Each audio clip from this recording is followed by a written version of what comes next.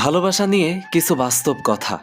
যে ধোঁকা দেয় সে হয়তো অতি চালাক হতে পারে, তবে যে ধোঁকা খায় সে কখনোই বোকা নয়, সে বিশ্বাসী। কখনো কাউকে কথা বলার জন্য বারবার অনুরোধ করার দরকার নেই, কারণ যার কাছে তোমার সত্যিকারের মূল্য থাকবে সে হাজার ব্যস্ততার মাঝেও তোমাকে সময় দেবে। একদিন মনকে প্রশ্ন করলাম, তোমার আপন কেউ তোমাকে ছেড়ে গেলে তুমি কি করবে? মন বলল, যে আপন সে কখনোই ছেড়ে যায় না, আর যে যায় সে কখনোই আপন ছিল না। যাকে সত্যিকারের ভালোবাসা যায় সে অতি অপমান আঘাত করলেও, হাজার ব্যথা দিলেও তাকে ভোলা যায় না। কাউকে একবার মন থেকে ভালোবেসে দেখো, দেখবে তাকে ছাড়া বেঁচে থাকাটা মৃত্যুর চেয়েও কঠিন মনে হবে। সময়ের সাথে সাথে যদি কোনো সম্পর্ক পাল্টে যায় তাহলে বুঝে নিও সে সম্পর্কে ভালোবাসা নয়, প্রয়োজন ছিল। শ্রীকৃষ্ণ বলেছেন, তুমি যাকে ভালোবাসো সেও তোমাকে ভালোবাসবে, এমন কোনো নিশ্চয়তা নেই। ভালোবাসা কোনো ধন সম্পত্তি বা মোহ নয় যে জোর করেই তাকে পাবে। তবে মন থেকে ভালোবেসে যাও, বাকিটা সময় বলে দেবে। এক বছরে 10টা বন্ধু বানানো কঠিন কোনো কাজ নয়, তবে 10 বছর ধরে একটি বন্ধুত্ব টিকিয়ে রাখা অনেক কঠিন। সম্পর্কটা দুইজনের হলেও যদি কেবলমাত্র একজন সেটা টিকিয়ে রাখার জন্য চেষ্টা করে তবে সে সম্পর্ক আর টেকে না। কারো অবহেলিত ভালোবাসার থেকে জীবনে একা থাকা অনেক ভালো। আচ্ছা, কষ্ট পেলেই কি ভালোবাসা হারিয়ে যায়? কখনোই না। যে ভালোবাসতে জানে সে শত কষ্টের মাঝেও ভালোবাসতে পারে। আদর্শ স্ত্রী হলো সেই নারী যে নিজের চাহিদাকে স্বামীর আয়ের ওপর সীমাবদ্ধ রাখে। বাবারা কখনোই কাঁদে না, কারণ বাবাদের চোখের জল গায়ের ঘাম হয়ে বেরিয়ে যায়। যতদিন তুমি অন্যের কথা সহ্য করতে পারবে ততদিন তুমি ভালো, প্রতিবাদ করলেই তুমি খারাপ।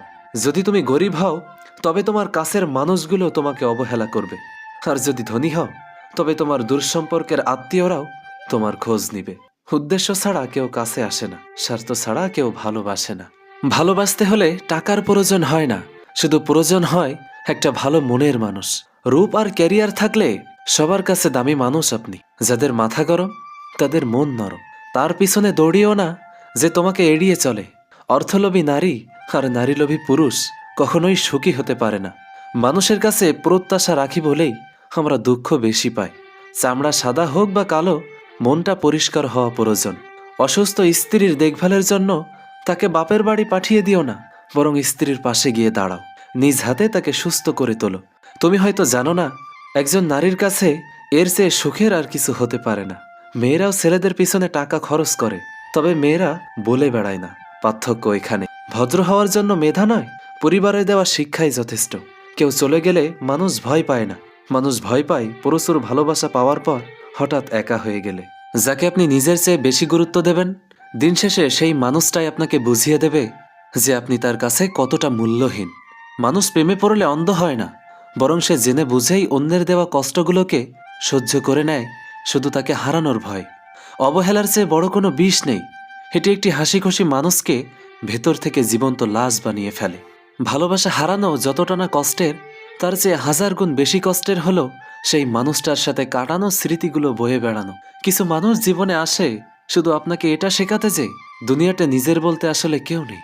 পরিস্থিতি কখনো আলাদা করে না, আলাদা করে মানুষের বদলে যাওয়া মন আর ঠুনকো অজুহাত। সবচেয়ে কঠিন যুদ্ধ হলো নিজের মনের সাথে লড়াই করা। যেখানে আপনি জানেন তাকে পাওয়া সম্ভব নয়, তবুও মন তাকেই চায়।